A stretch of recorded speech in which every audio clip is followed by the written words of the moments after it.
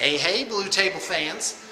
This is a bit of a PSA type of thing, a little bit of house cleaning. First thing is, I want to make my usual disclaimer that I am a man with flaws similar to, I imagine, any other. I make no claims to virtue or special insight. I'm just, if anything, maybe I'm a little reckless with how I just go about what it is I'm doing. I'm a firm believer in pursuit of happiness, that people should just leave each other be for the most part. Anyway, just like to throw that out once in a while just to make sure that it's clear. Did want to give a good word to whoever may be listening to this who is having a hard time. Keep your chin up. Things are going to get better. And, you know, I'm gonna give you a selection of songs that I really like that tend to cheer me up. Check the liner notes for that. I think I'm going to do something a little unusual, or I'll just forget it like I normally do. The second thing is art director. Blue Table Painting now has a full-time art director, and his job is to make sure nothing gets through to digital photography that isn't to specification and quality standards. So here's a big hip hip hooray for that guy because it is really super important to what we do. And for those of you just joining the program, Blue Table Painting is a full-time, full-service miniatures painting company, and that means that's all we do. Well, except I guess the trade program, which is different. But anyway, so what that means is you can call, and there's a front desk where someone will pick up and say, Blue Table Painting, this is so-and-so, how can I help you? And that's like regular business hours. Isn't that nice? Isn't that neat? And that's what we're bringing to the miniatures battles industry. So a little bit of quality control. I've heard that next topic, I've heard that on the internet there's something called a troll. And at first I thought it was trawl, T-R-A-W-L, which is a type of, I think it's like a type of fishing where you have to put a net down and you just scrape it along the bottom, just get all the junk and the bottom feeders. And to me that makes sense because you're trawling for the bad stuff. So basically these are people that put up an inflammatory comment just to get people riled up. They might not even believe that and it might not be true. Doesn't matter. They're having fun. They're throwing rocks into the pond where everyone else is fishing. So, I think they can be very subtle too. The trick is just to get it just aggravating enough that you get a response, but not so much that it's like it's over the top. So, I'm creating a new policy. I'm asking you, the viewer, to not respond to people who make dumb, aggravating, inflammatory comments. Just don't say anything. And you know, I admit, I think they got me more than a few times. Where I'm like, no, wait, it's this. Oh, yeah, I get it. So here's the deal: if there's something wrong, or you have an issue, or you think we could improve somehow, or maybe I've said something mistaken, contact me privately through message in my YouTube inbox or my regular email, bluetablepainting@gmail.com. Other than that, I'm just going to assume stupid, irritating comments are are intentionally trying to get my guy. Okay, sorry about that. In fact, I think maybe this is a little low. There we go. Aha! Is that better? I don't know. Is my head cut off? By the way, for this announcement, I'm going to take as long as I want. Won't that be nice? Let's talk about turnover. Blue Table Painting has 28 employees. I don't like the term employee because it's a status that's forced by the state. That basically, if someone's your employee, it's a legal standing. It's like marriage, in the sense that once you have that particular legal definition of a relationship, all these other things come along with it. And unfortunately, you can't have anyone do work for you except that they're your employee or a subcontractor. That's the only two ways to do it. or I guess you can go black market. But this is a topic for my other channel, which of course I haven't really put that much on, and I plan on doing more with it, so I'm really sorry about that. But anyway, we do have turnover. People do leave, and it's all very sad, and people ask, hey, where's so-and-so? Well, people just move on with their lives. They find something better, or maybe this wasn't their thing to begin with.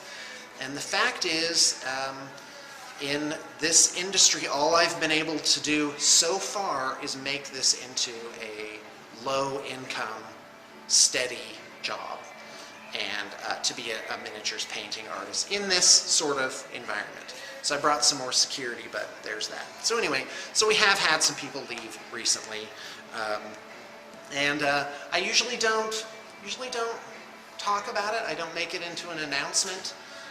But new people, you'll get to meet new people. Isn't that wonderful?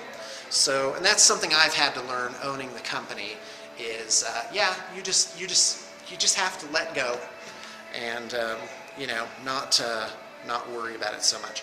Hey, I want to know who your favorite bat rep people are. I want to be putting out the best bat reps, and I want you to tell me what it is you want to see more of in the what would make our battle reports far and away better than whatever else is out there.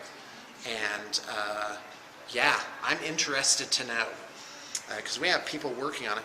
The other thing is, I can't always reply to hobby advice requests, like, dear Sean, can you make me a 1500 point whatever it is army? I can't do that. I can't respond to those. Sometimes I do. So, and you're welcome to. Just send them along. That's fine. It gives me an idea for something to do. But most of the time, I just have to delete them.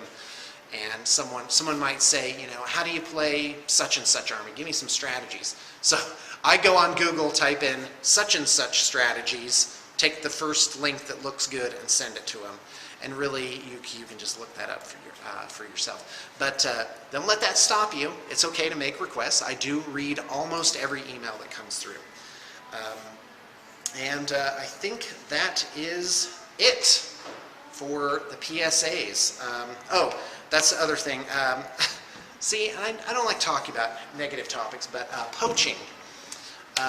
Poaching is when you come onto my channel, which I've taken great care to put on good content. I fostered, you know, this following, and to come on and kind of just advertise some other company or some other product. Hey, have you checked out whatever it is?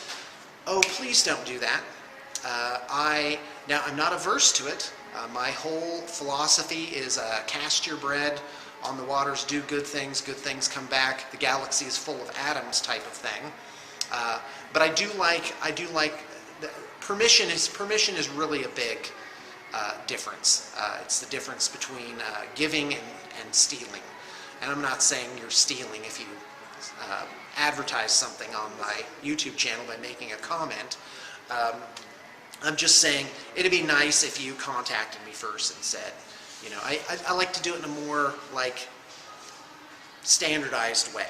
So, and we do have a standing thing where if a company sends us some stuff to review, we will do a review of it. And at the very least, like an unboxing, if it's something we think that merits it, we will actually paint it up. And like with Dust Warfare, we painted up all those figs. We even made a set of terrain. We demoed it at Valhalla.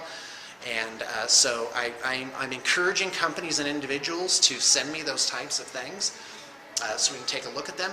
If I think your product isn't really, or if I think your product has notable flaws, then I will not review it publicly. I will just review it privately and maybe give you some pointers.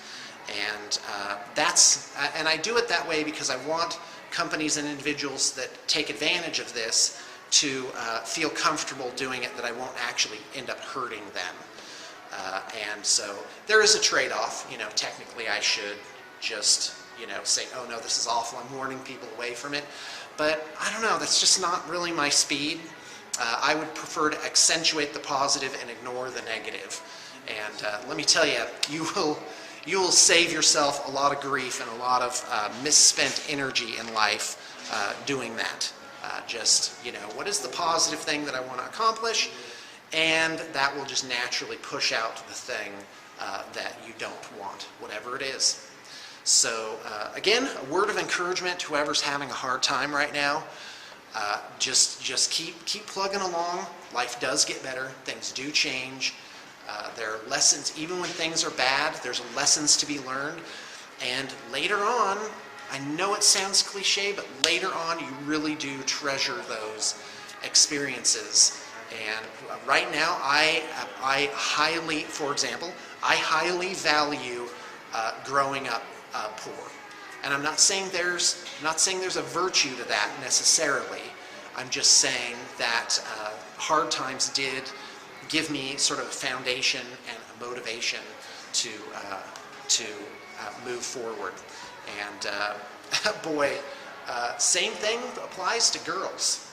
That basically, boy, I ended up with a real champion for my spouse. And, you know, but I had to have like 50 breakups before that. So there's that too.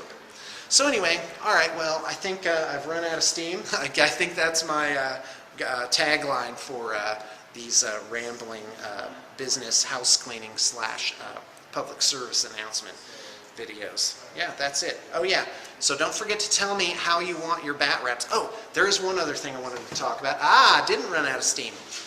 And that is, I don't mind hearing negative comments.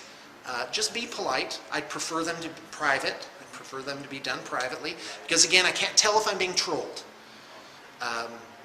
So if I remove your comment, maybe I just took the comment and went, oh, okay, wow, that's a good idea, blah, and now it's gone. Privately is better, and typically you will get, if you get a response, you get a better response. It's a little more personal. I just don't want to give the trolls the satisfaction, because that's the only way to get rid of a mosquito bite is to not scratch it. Scratching it makes it worse. So anyway, what was I talking about? Oh yeah, I'm all for it. That's great, because it occurred to me, think about this. If somebody says, Sean, you're doing this wrong, okay? That's either true or it's untrue. And if it's true, then how can I benefit from that? What can I do to actually make myself and my company better? Like, for example, it was massive amounts of nagging that got me to up the definition of my videos that I might have never done. I just would have kept on going with the flip. Now it's a little bit of it, I'm a little embarrassed that I did such low quality. And I'm sure the stuff I'm doing now, I'll be a little embarrassed that I didn't edit it and polish it up a little bit better. You know, there's something to be said for low definition and just throwing up lots of interesting stuff. And I plan on kind of mixing that up. But that's just one example. How can I really improve myself? What would make things better? Because I really do want this company to simply be the best that it can be. And in a very real way, I find myself just, Blue Table Painting is in competition with Blue Table Painting. We are trying to, improve, you know, internally. Like, I'm not always out there looking at competitors. I'm looking at, I say God bless them, and boy, if they can turn those atoms into something useful for themselves, then that's great. All the better. But I really just, all these years, I've just kind of had my head down, looking at what it is I was doing and trying to make my thing the best that it could be.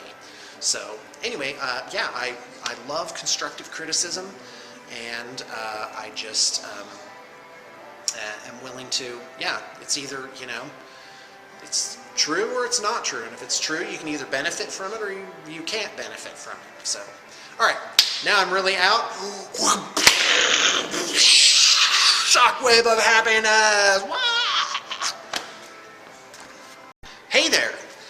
I have wanted to make a video about Spanish Fork, the wonderful city in which we reside. Population, I do believe, right around 39,000. And with the eye to bring in new talent from outside the area. and I've done so successfully on numerous occasions. We have actually quite a few people right now who work here who have moved from outside of Utah Valley to here. So we were going to go around and kind of show you the places and tell you more about it. But while we're waiting for that, I'm going to make this video. This video is going to be as long as I want it to be. First off, we are sometimes hiring, sometimes not hiring, but we are always interviewing, at least, I guess, until further notice. So what you do is you would contact us, and you would say, hey, I'm interested in working there, whatever your little blurb is, and then I will send you to a blog post that explains how to apply here. And in fact, if you check the liner notes for most of the videos, has a directory of links. You can say, you see one that says how to apply at BTV. And I have a very specific method that I bring people through, you know, this kind of formulaic thing and process. So anyway, but what I wanted to do is talk about, well, how does it actually look to be hired and to move out here? So here's what you do. You apply. We do a preliminary sort of, you know, we determine if this is a good fit or not a good fit. We may ask some follow-up questions via email. And then you might be granted a Skype interview. And that means, yes, you have to get Skype. And because we want to have like a face-to-face and also see some of your work. I will, well, no, we don't really do phone interviews. So anyway, so you have a Skype interview, and then we consider it, and then you may be asked after that, you may be, so it's like a series of like ever decreasing gates. Then you may be asked to come out for a trial. So here's how it works. You actually come out here for a week. Could be less, could be Monday through Friday, could be 5 days. And there is a middle-of-the-road type of hotel. I think it's a 3-star hotel called, I want to say the Western Inn. And that's the only game in town in Spanish Fork. I think it's like 40 or 50 a night, so there is an expense to coming out here. You are paid. You're paid by the hour. Not very much, but it's usually enough to cover your basic expenses for being here, but not your travel expenses. A lot of people actually drive. They just take a 10-hour drive, and it's a risk. It is, you know, it's a shot that you take because we only end up bringing on 1 out of about every 4 people that actually have a trial here. But the odds are looking quite a bit better once you actually come out. So you have a week trial, then you may be asked to come out for a 4-week trial. Once into the 4-week trial, it's the odds are much higher that you will be brought on more permanently. Of course, no job's ever guaranteed, you know, so there's that. You do, when you do move out here for this, well, that's a risk, but of course that'd be a risk anytime you moved somewhere else to take a job. So anyway, so that's what that looks like. We also have a house, what's called the BTP house, and that has 4 rooms in it. Currently 2 of them are occupied, and so it is possible to stay there for a week, and that's notably less than the hotel. But that is case-by-case basis because we do, you know, we never know when that place is going to be full up. But we can't. So now let's talk about housing and stuff. Okay, so let me tell you a little bit about Utah and Spanish Fork. Utah is kind of a big rectangle with a chunk taken out of one side, and it's peppered with all sorts of settlements. But it is mostly desert, like wild west sagebrush. However, in the north part of Utah, there's 2 valleys. There's Salt Lake Valley and there's Utah Valley, and both of those are habitable, beautiful, great places to live. It's Spanish Fork in particular is at the southernmost of Utah Valley, and well, not southernmost, it's near the south of Utah Valley. Has 39,000 people. It's an extremely well-run city. Has public pools, a great school. You know, the Boy Scouts come and plant flowers up and down Main Street. There's parades. It's a charming slice of America, basically. It is a great place to live. I have actually only on rare occasions thought of living anywhere but here. It is a fantastic place to be. Cost of living, I can provide a link. It's to ksl.com. And yeah, ksl.com, that's a local news station or something. And that's where you can really look at housing around here. Housing for like a 2-bedroom, correct me if I'm wrong here, guys, by the way. Housing for a 2-bedroom is about $650 a month. You can find 4-bedroom houses for about $1,100. Okay, so yeah, that's housing.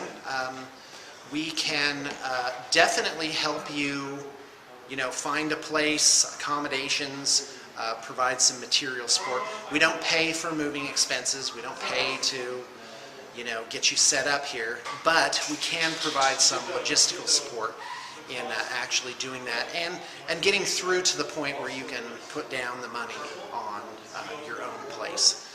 So there's that. I encourage you, if you've ever dreamed of painting miniatures for a living, definitely, you've seen us grow, you've seen what it's all about. This may be your thing, and this may be your place to be. So the week trial is really the critical thing, where you can, we can both find out if it's a good and lasting match. So, all right, well, thanks for tuning in, and definitely check out our how to apply a BTP link.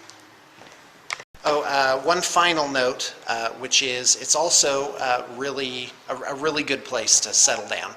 Talking about Spanish Fork, our house, we got a house that was 5 times the square footage of our rented condominium in California. I don't want to say exact numbers, but yeah, it was 5 times the square footage of our condominium in California, and the mortgage was like $100 more a month. So the housing market is very favorable out here right now.